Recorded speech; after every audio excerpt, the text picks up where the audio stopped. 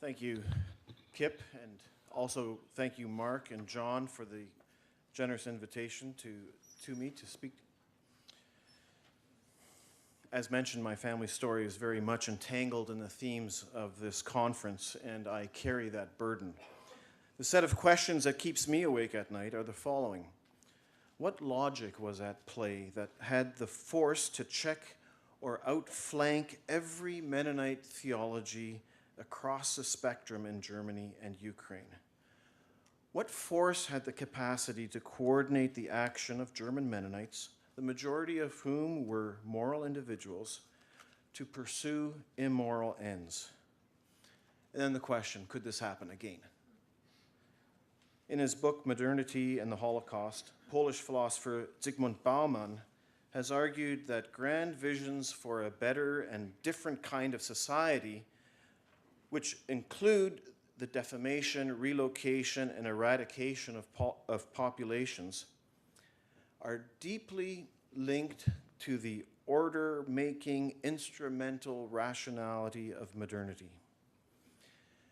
And he offers a very simple and compelling picture of modern social engineering as landscaping the human garden. So gardeners identify certain cultured plants to be protected and cared for. And then there are other plants that are segregated, contained, removed, and then even destroyed as part of the creative task of gardening the state. The purposive, calculated, ordered, efficient violence required for this evolving garden project of a Jewish-free Reich and then eventually Europe was accepted at every stage without interference from Mennonite ethical norms. Was this an aberration? Zygmunt Bauman builds on the work of Hannah Arendt and Theodor Adorno and argues that the Holocaust was not an aberration in modern history, but rather it displays the very logic of modern bureaucracy. In any case, whatever it was, it came over us like a revival, as an elderly German Mennonite said years later. In my paper, which is ultimately recommending confession and a post-Holocaust Mennonite theology, I want to begin with some early responses by Mennonite leaders to National Socialism, and then I will survey 4 different examples representative of 4 different groups or regions of Mennonites in Germany. First, Horst Quiring, a brilliant young theologian from Heubuden, West Prussia, more or less conservative in his theology. Then some examples from the Verband, or the Federation of German Mennonite Congregations in Baden, Württemberg, and Bayern, shaped by German pietist revival movements. And then the Freisinnige, or the liberally disposed North Germans, with the example of Krefeld Pastor Emeritus Gustav Kramer. And then finally, I want to say just a little bit about the Soviet Mennonites evacuated to the new German state of Vaterland and annexed Poland, and I will close with 1 or 2 recommendations for Mennonite theology moving forward. So the early responses. When Hitler was appointed chancellor in January 1933, Russian Mennonites in Canada were following these events very closely as they unfolded, including the 3 months later in April, the boycott of Jewish businesses and the rapid implementation of the racial laws that removed Jews from public administration, education, and the judiciary. So the Russian Mennonite elder in Waterloo, Ontario, Jakob Jansen, wrote to his friend, the archivist in Germany, Peter J. Braun, and wrote the following: "And now to National Socialism and your strong sense of national consciousness. The newspaper clippings from there appear to have found the Jews guilty for Germany's troubles. All of the evils lie upon their conscience, and apparently the Germans, especially those with blue eyes and blonde hair, have absolutely nothing for which they must do penance. This German self-glorification concerns me. Why must one always brag so much over there? Why demean the other in order to assert oneself, he writes. So he goes on to tell Peter Braun he's glad for the new German self-confidence, but then he reminds his friend of that German idiom, hinter dem Berg wohnen auch Menschen. There are people living on the other side of the mountain as well. And then he shares a personal story, he says, which you probably do not know. I was once saved in Russia from death by my Jewish tailor, and I had done the same for him as well. And then he notes to Braun, I await with eager expectation an answer to my question. Will Hitler be the awakened Barbarossa who famously arises from the cave to meet the country's greatest need, or the Antichrist who will arise above everything that is divine? These warnings like this from co-religionists, whether in Canada or the Netherlands, and the encouragement to remain vigilant and fair fell largely on deaf ears. The early enthusiasm for National Socialism is captured well in the reports of a special meeting held just a little later on that same year in September 1933, meeting of the Vereinigung, or the Union of Mennonite Congregations in the German Reich. So the following is a composite of that report, or two reports by the Danzig pastor, Erich Göttner, and the pastor in Elbing, Emil Hendiges, who is also the chair of the Vereinigung. Here goes.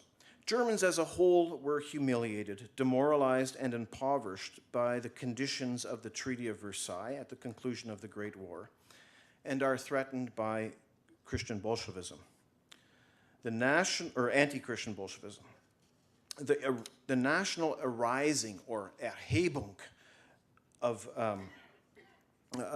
is a kind of new birth or becoming amongst the folk after a long period of testing. Hitler as Führer is a divine gift of salvation to our people, writes Göttner. God has called men to head the government who have placed themselves with a clear confession on the foundation of Christian faith. Yet it will require a transformation of the heart, and not just of individuals, but of the folk, writes Hendiges. And for this to happen, Christianity and Germanness need to find each other. And the church, including the Mennonite church, needs to arise out of an ossified Christendom, he writes, and out of our ossified traditionalism. The promise by the Führer and the Nazi Party of religious freedom and legal protection, as long as it does not, quote, conflict with the manners and moral sentiments of the Germanic race, was unprecedented good news and opportunity for German Mennonites. In these 1933 reports, there is a shared perception that Germany really will benefit from a single totalitarian ordering of life, including coordination of state and church, for the upbuilding of the German folk, and to address perceived morality gone wild. Quote, the challenge today is to become aware in a new way of what these goals mean for our congregations, and to wrestle for a new becoming, a neues Werden, amongst ourselves as well, writes Göttner. Warnings about a racial ideologically defined renewal are not addressed, nor is the party's vaguely defined positive Christianity platform scrutinized. Rather, the new national arising and its opportunities for a fresh German appropriate articulation of faith reminded a few, including Benjamin Unruh, of the beginnings of the 16th century Anabaptism. The Führer's rise to power is embraced, it's upgraded, upvalued theologically as a turning point in history, a rescue from humiliation, moral disintegration, and the threat of anti-Christian communism. A real Barbarossa. There is no sign of abhorrence towards early policies or the violence already used to contain Jewish life, so central to this concept of rescue. Redemptive words or efforts to support Jewish neighbors, even at this early point, are absent, as is any repudiation of the new racial doctrine as heresy. Now, fast forward 5 years, 1933 to 1938. Zygmunt Bauman's thesis connecting the Holocaust to the logic of modernity, its ability to justify purposive, calculated, efficient violence and to coordinate the action of moral individuals for immoral ends, is in full display in this piece by 1938 piece by Krefeld pastor emeritus Gustav Kramer, entitled "We Mennonites," for Mennonite community, and our folk community. Now, he's a representative of the liberally disposed North German Mennonites, but so the address was commissioned for the 5-year anniversary of the National Socialist regime and addressed to a broader Mennonite community. And importantly, it is structured along the Nazi Party platform, 1920 platform, 25 policies. And so he goes through the Nazi Party platform in this Mennonite address to show what has been accomplished in these last 5 years. He argues that there are decent and base elements in every community, and he is not for personal hatred against individual Jews. He doesn't find that relevant. However, the fate of individuals must be seen within the larger developments, intentions, and goals of National Socialism. Its party platform is not anti-Semitic, he argues. However, the state is compelled to break the bondage of usury, which has crippled farms and businesses. This financial regime in principle and in fact is embodied most fully by Jewry, Judentum, according to a government source that he cites. Like parasites, he says, Jews have economically choked German farmers to death and simply moved on when there is nothing left to take, according to Kramer. 1935, the same year as that film we watched last night. When reviewing the cultural achievements of the past 5 years, Kramer celebrates the exclusion of Jewish media bandits, whose writings are full of political lies and mockery of all that is German and Christian. Kramer praises new marriage regulations designed to eliminate hopeless contaminations of the race and to promote healthy breeding. Of course, he recognizes that Jews have been excluded, but notes that any revolutionary movement requires risk. While Kramer knows and respects many Jews and people of mixed marriages, and while he feels very sorry for their individual suffering, this is 1938 already, he also understands the need for the hard exclusionary battle against Judentum, Jewry. The tone doesn't suit him, he says, but he admits it's necessary. The sound of slaughtering has never made beautiful harmonic music. At first, the anti-Jewish laws appeared very brutal and unjust to me, he admits, but later I could appreciate that in the ordering of this world, which of course is God's order, so the divine ordering that we've talked about before, we live as members of a community in both good times and bad times. And now the old Jewish law, now the old Jewish law that the children are punished for the sins of their parents to the 3rd and 4th generation falls upon the decent and innocent Jews as well. As a people, Jews have sinned against the folk that had offered them hospitality. They always refused to take any responsibility, according to Kramer. And again, he says, I'm very sorry, I'm saddened for individuals, but states that the state necessities and private happiness are two very different things. The whole is more than its parts and pieces. Great floods, when they come, they encompass the guilty and the innocent alike. And then he points to the Russian Mennonites. And he says, look at them. Millions in Russia who are being tortured and martyred by Jewish-led Bolsheviks. However, now in Germany, the case of the Jews, it's mostly evil seed sown that is now being reaped. And he argues Mennonites do well to look upon the intent and work of National Socialists as they cast out demons and create space and form for the good, just as Jesus did. As disturbing as this lecture itself is, the review by Emil Hendiges, the denominational chair of the Vereinigung, a few months later, is perhaps even worse. Hendiges judges the booklet to be, quote, of such great significance that it is recommended for distribution to all of our congregations and families for study and discussion. It is eminently suitable for establishing with complete clarity the positive disposition of German Mennonitism toward the Third Reich, end of quote.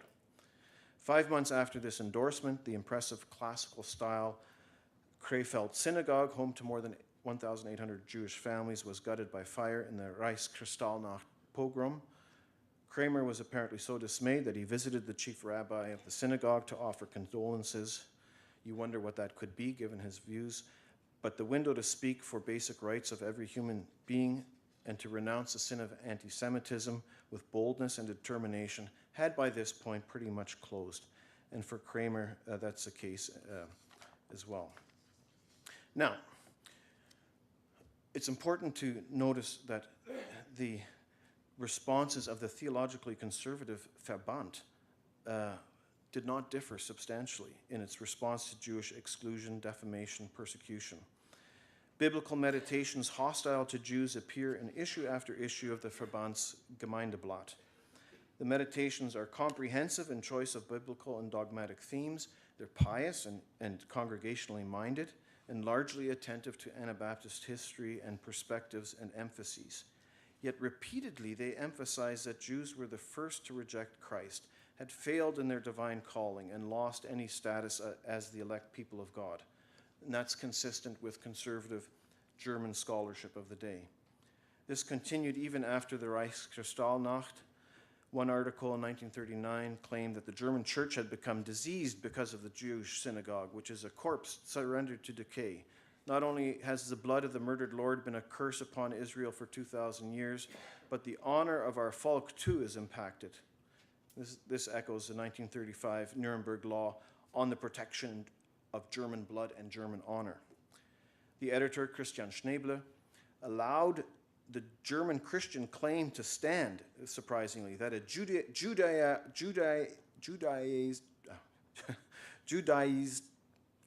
verjudete Christendom is alien to our kind. It's artfremd, with its repentance and dream of heaven, and that its fear and humility of God, it's not appropriate for such a great nation. In some columns, the defamation, isolation, and exclusion of Jews from cultural and economic spheres was plainly recommended in light of revelation.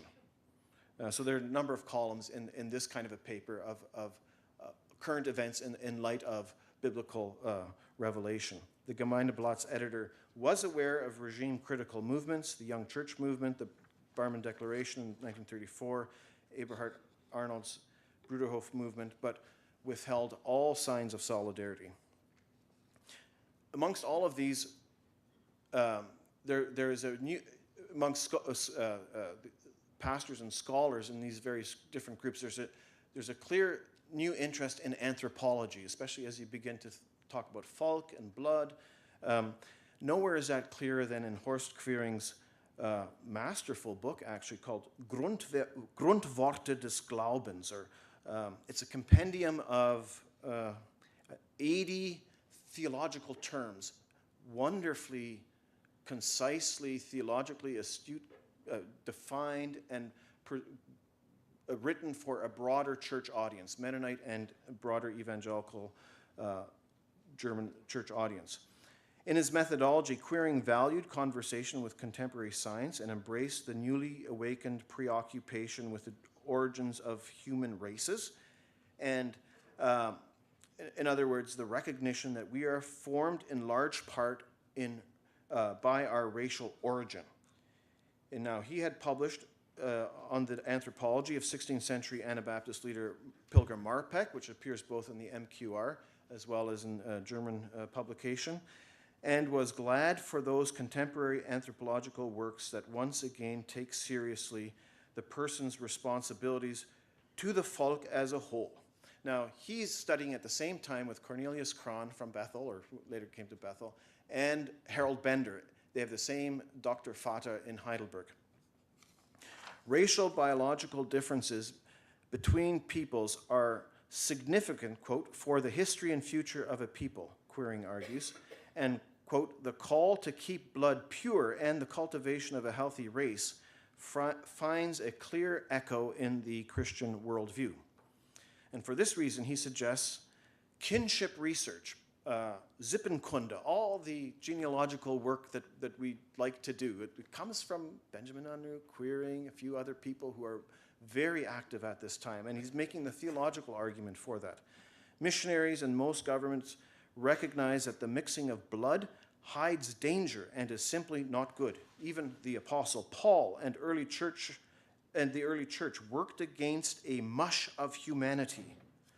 Queering tells his readership, makes a claim that Nazi science, he accepted the claims of Nazi science that blood testing cannot show the genealogical unity of the human race, and that some residual ethnological stock of lower human races, though very difficult to identify, is still gradually in the process of eradication and extinction.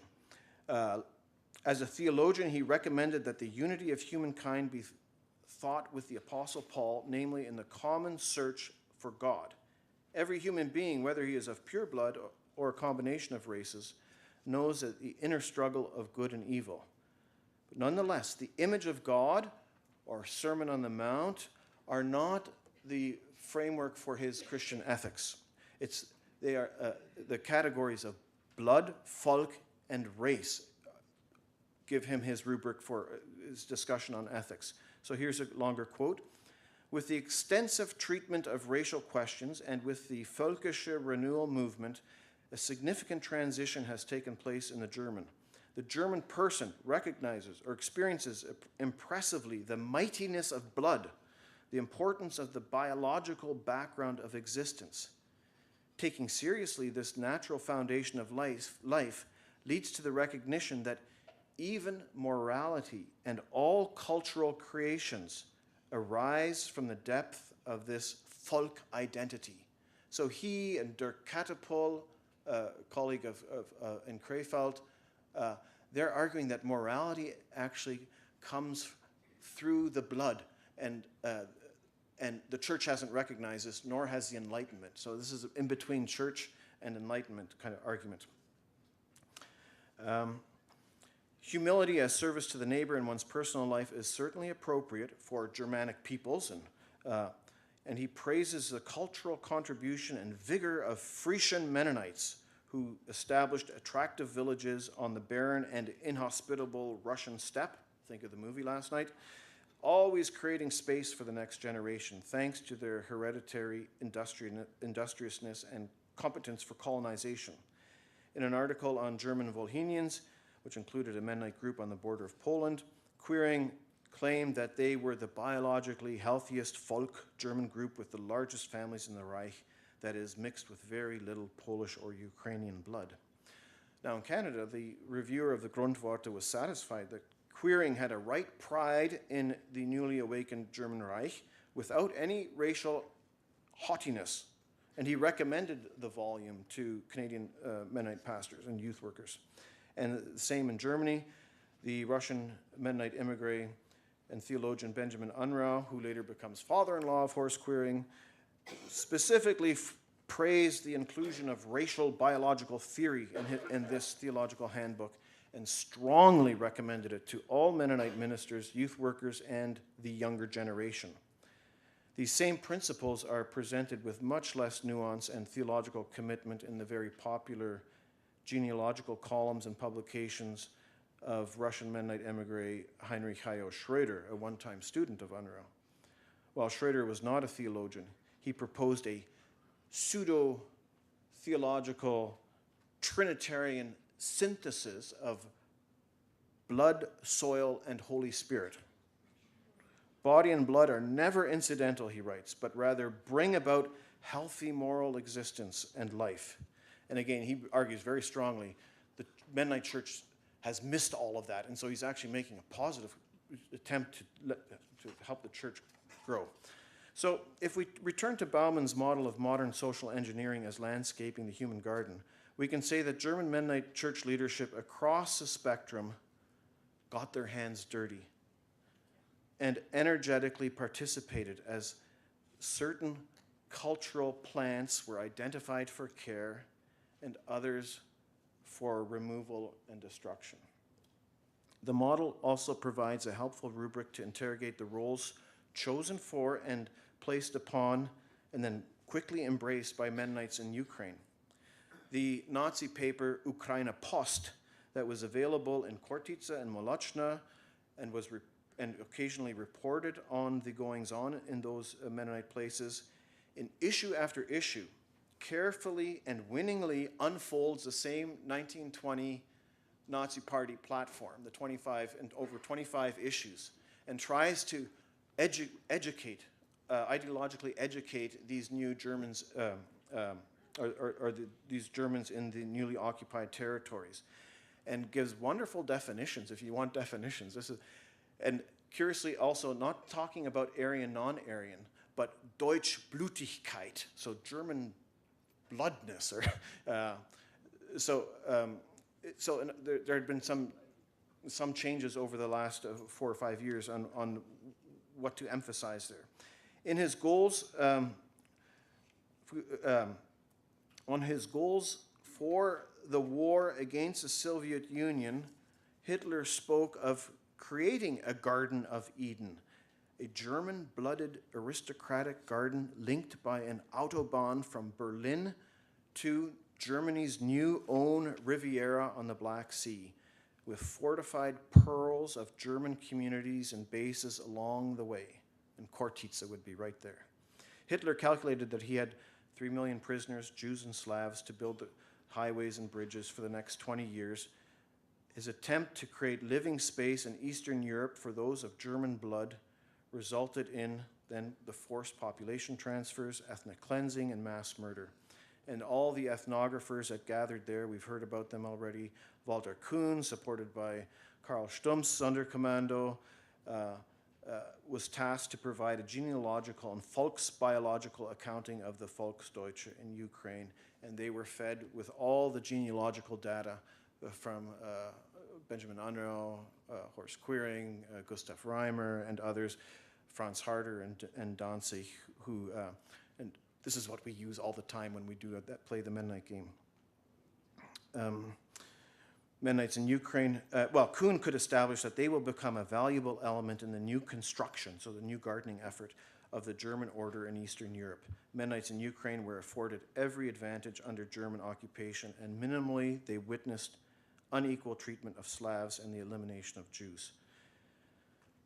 So just one quick note, we hardly know, there were no pastors, they were just developing church life in Ukraine. But when they were evacuated and brought to the Vaterland, Benjamin Unruh, Gustav Reimer, Freubuden, they help this group as they are beginning to form their churches to develop their first Satzungen, or the articles to submit to the German government. And I'm just going to jump ahead here. The definition of the church in Vaterland that they give is entirely ethnically defined, and if you go through this constitution, there's no possibility for a Jew or a Pole to become part of the Mennonite Church. And so we've at this point you can say the gardening was almost complete. Heinrich Unruh met with, Benjamin Unruh met with Arthur Greiser, the Gauleiter for Vaterland in March 1944, and Greiser, who just a few days ago, he reported to Hitler with great satisfaction that the Warthegau milestone had been reached, and added that save for a tiny remnant, Jewry has completely disappeared, and Polishdom has been radically reduced as well. And so he gives some numbers around that.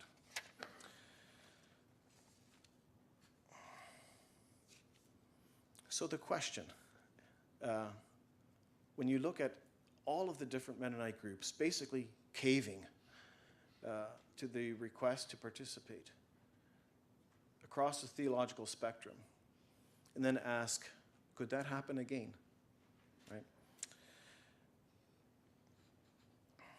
I've been critical of Horst Queering above, but I think he was the sharpest theologian, and he gives at least one hint.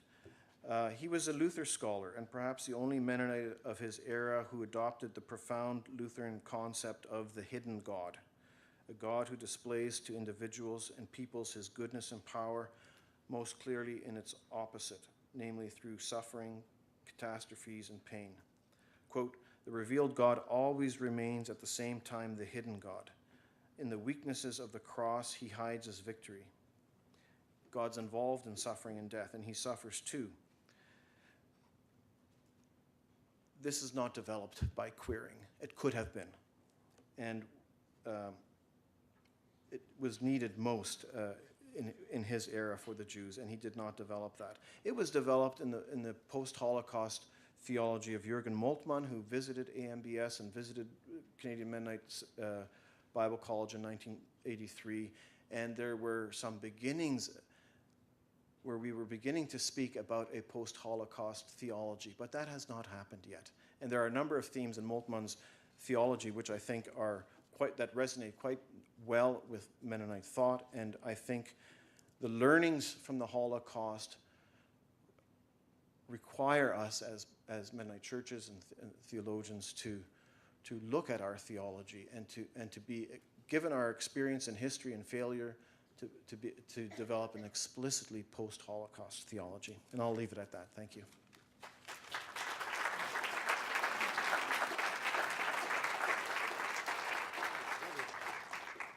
Thank you.